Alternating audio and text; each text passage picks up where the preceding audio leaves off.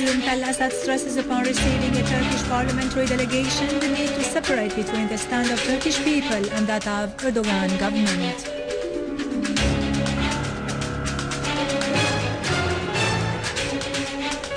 The Foreign Ministry notifies the UN Security Council and the General Secretary of the Turkish involvement in supporting terrorists in Syria.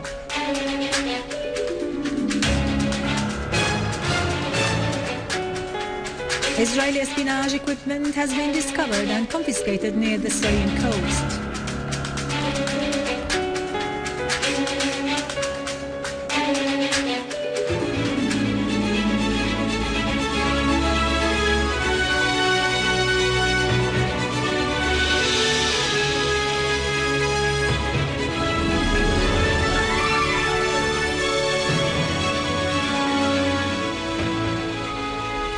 Good afternoon, I am Yarado Krikorian with the news in English.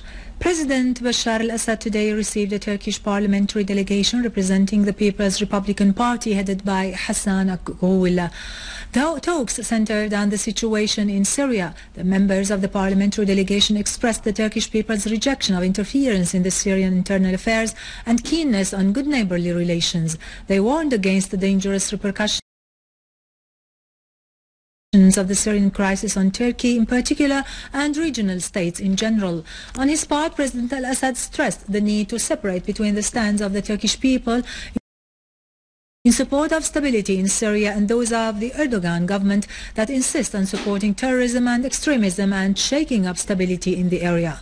The president affirmed that the Syrian people appreciate the stands of the Turkish people and parties that reject the Erdogan government's policies, which have their negative impact on the ethnic and religious diversification that distinguishes the societies in the region, particularly in Syria and Turkey.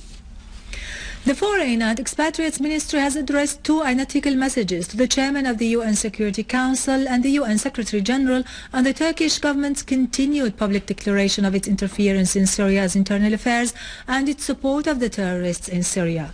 The ministry said field data and political and information reports, as well as the facts referred to by the Turkish parliamentarians and party's chairman, recently revealed the bulk of Turkish interference in the events in Syria. The ministry cited as examples the Turkish government's permission to 3 Saudi C-103 aircraft dedicated for military transportation and evacuation to use the Turkish airspace in order to deliver arms and equipment to the armed men in Syria. Turkey, the ministry added, has opened its airspace before the external use of foreign troops, and this proves that it has become a party to the war on Syria. Furthermore, one can add the statements made by some leaders of the armed terrorist groups to world news agencies and media about arms shipments that had arrived in Syria via Turkey last month that included shoulder-borne equipment, anti-aircraft weapons, armors and mortar and missile shells, and that they had received such weapons legally and normally, not through smuggled passages but officially through Bab al-Hawa borders cross-point with Turkey. The ministry added that such data prove that the Turkish territories have turned into a center for assembling, sheltering, exporting, supporting and financing terrorism and terrorists from al-Qaeda organization to work inside Syria with the knowledge and supervision of the Turkish government. The Foreign and Expatriates Ministry said the international community's disregard of such compelling evidence about Turkey's involvement contributes to the continuation of the crisis and provides a cover to the Qaeda-linked armed terrorist groups and the states supporting them to continue their massacres against the Syrian people. The ministry voiced Syria's hope that the world community would shoulder its responsibilities and condemn Turkey's role and the country supporting terrorism and would hold them accountable for what is happening in Syria.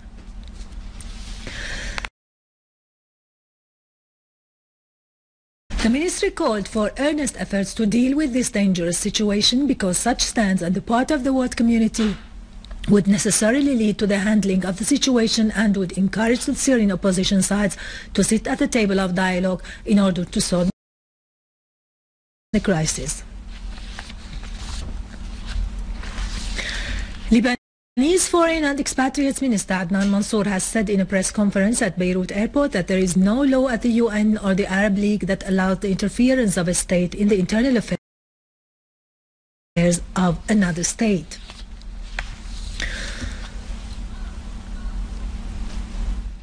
سياسة النأي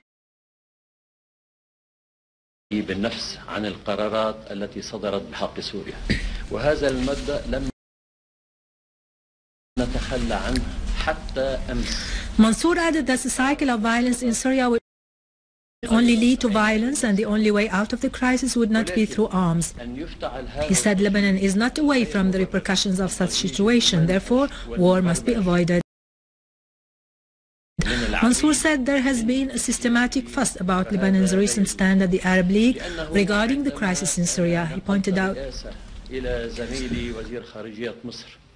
قلت في كلمتي ومداخلتي، وفي هذه الكلمة تناولت قضايا عديدة، قضية الشرق الأوسط وقضية فلسطين، وجعل منطقة الشرق الأوسط منطقة منزوعة من السلاح الشامل. He pointed out that Lebanon is committed to the policy of self-alienation. This does not mean that other countries may interfere in our affairs, he affirmed.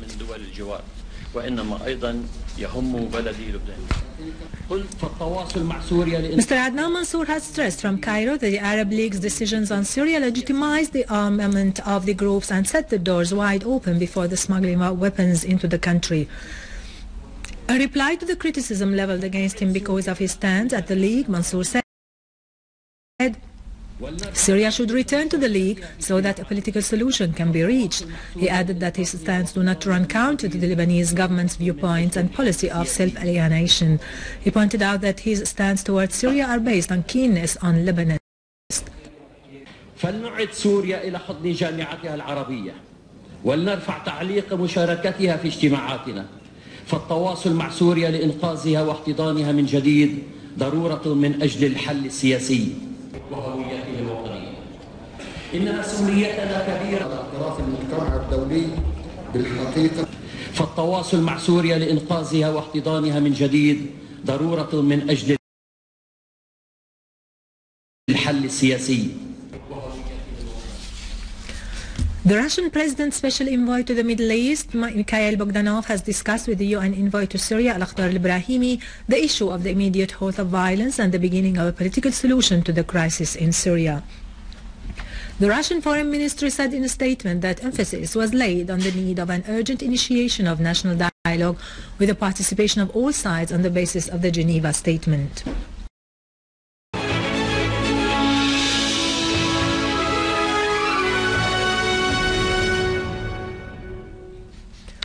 An official source has said that the Israeli espionage system discovered last Friday off the Syrian shore was directed at a vital target with the intention of conveying images immediately to the Zionist entity through cameras prepared for this purpose through satellites. The source added today that the components of the espionage system were installed in a way that resembled the nature of the rocks in the area where the system was planted. It added that the components included a camera, antennas, 6 batteries and an electricity organizer, in addition to cables that connected the various main parts. The source noted that the presence of this espionage system at this time indicates the role of the Zionist enemy in the current events inside Syria at present, as the information that is conveyed is useful to the Zionist enemy and the armed groups inside the country.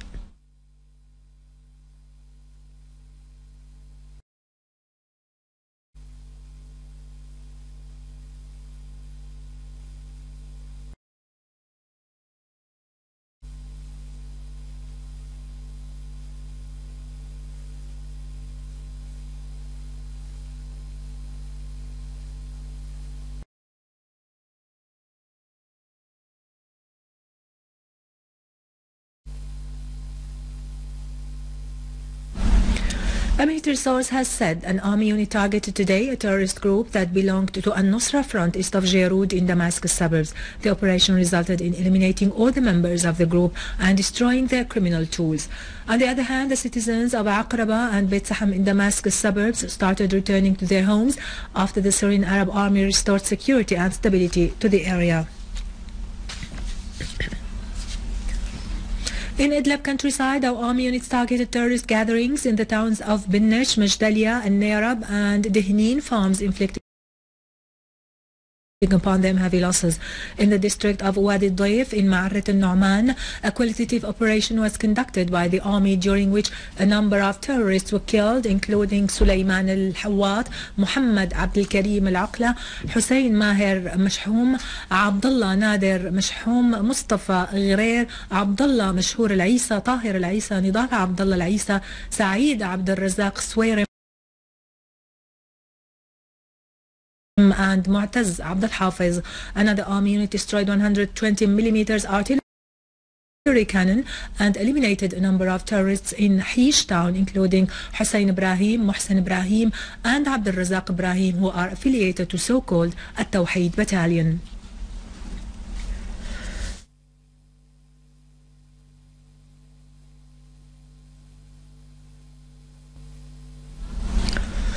Our armed forces regained control of a large section of Khan al-Assal area of Aleppo after eliminating large numbers of terrorists. Photos taken from the scene showed widespread destruction, including a cables warehouse destroyed by the terrorist groups. Material damage was estimated at 1 billion Syrian pounds. Meanwhile, clashes continued between our army units and the armed terrorist groups in the area surrounding Khan al-Assal.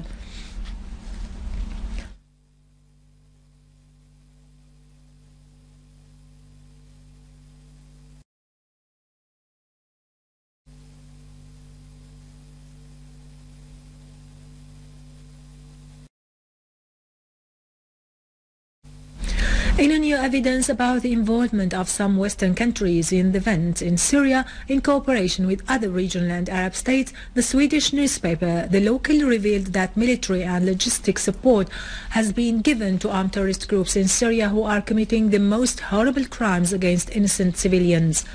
The Swedish news agency broadcast a report which shows an armed terrorist carrying on his shoulder an anti-armored Carl Gustav rocket made in Sweden. A military expert confirmed that the new weapon is very effective and very easy to use.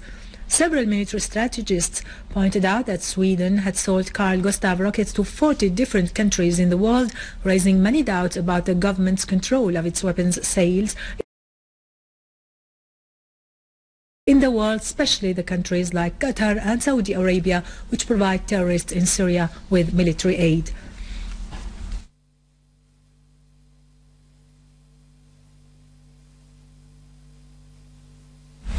Russian Deputy Foreign Minister Gennady Gatilov condemned the terrorist act of detaining members of UNDOF mission which observe ceasefire along the borders with Israel. Gatilov pointed out that the terrorist act shows a total disrespect of the United Nations. He asserted that the terrorists spare no effort to violate all human norms and conventions, and the whole world must condemn such an act.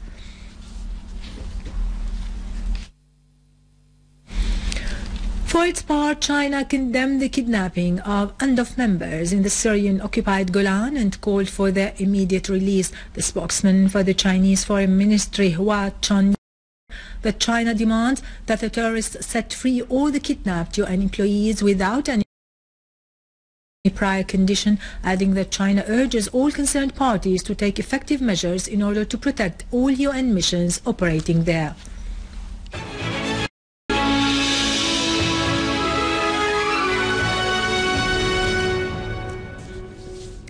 Back to our local news, and within the framework of preparing for the national dialogue, a workshop was held yesterday amongst several political figures at Kafar Sousek Cultural Center in Damascus. The meeting was led by the political researcher Abdullah Mnini, and it was also attended by the Member of Parliament Khalid Al-Aboud, the head of the newly established Tadamun Party Salim Al-Kharrat, and other prominent personalities. I think that this symposium is much needed. This is the first step in starting a comprehensive dialogue between a wide range of the Syrian society and other establishments. There are 3 points in the meeting today. 1, the discussions are open between us and the guests. 2, we support the comprehensive dialogue. And 3, the Syrian people want to build a future and refuse any foreign intervention. The talks that were held tackled ways of starting the dialogue and the role of the newly established parties, and that this must be free and national with no links to any race or religion. I think that the Syrians are exceptionally supported at this very important political and historical juncture, as we are starting to understand the culture of dialogue, and this is the first step in the right direction. The delegation asserted that the suitable guarantees should be given to those who put their weapons aside and come to participate in the dialogue in order to encourage the others to put their weapons aside. The delegation's members added that the weapons should be in the hands of the Syrian Arab Army only, affirming that the random spread of the arms should be halted directly. With this, we end our news for today. Thank you for watching. For more news about Syria and the region, and to view this bulletin again, you can always visit our website in English, syriaonline.sy. Now to latest business and market news with Khalid Saqabani after a short break.